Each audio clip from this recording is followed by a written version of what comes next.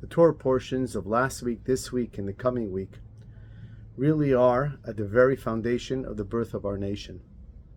I'd like to focus on one particular sentence of this week's Torah portion, that when the Jews finally realized they were leaving the land of Egypt, finally the Exodus would occur, they said, Vayiked ha'am vayishtachavu, that the nation finally bowed in admission, in gratitude, realizing what would happen next. And the classic commentator Rashi tells us that what were they bowing, and really what were they so thankful about? About the good news that God had shared with them, that they would have children and children's children, that future generations would grow from this nation. See, every step along the way, it was the hope and the emunah, the faith, that not only kept the Jews surviving, but also were the most necessary ingredients to ensure that they would be redeemed. You see, there was just a plague just prior to this that was known as the plague of darkness. And our Rashi and commentators tell us that many Jews passed during this plague. See, God didn't want the Egyptians to see Jews falling.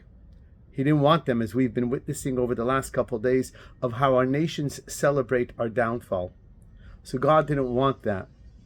And instead, had the Jews quietly pass in the darkness of night of this very, very difficult plague, where the Egyptians would not see anything.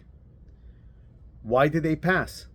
Because there were a segment of people that just refused to believe and were unwilling to go because they could not foresee a better tomorrow.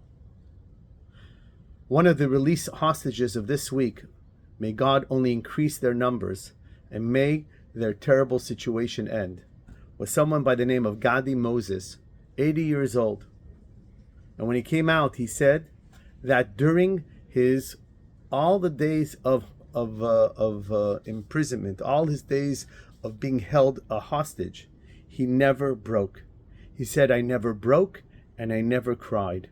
And I always believed that a day would come that I would be released. This faith really has become the very cornerstone of our survival.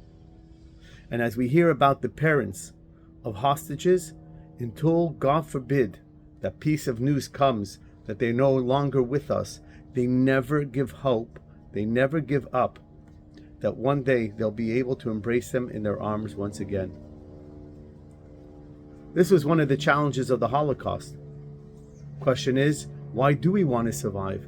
Why do we want to bring up children in a world where the entire globe hates us? And so, those that survived knew that it wasn't only about their own survival, it was about being able to raise a future of generations of Jews. And this is what Israel does every single day, and this is what Jews do all over the world. We pick ourselves up, we never break, we never cry, and we bow with gratitude that Hashem always continues to promise us a future generation of Jews who are proud and will continue our heritage.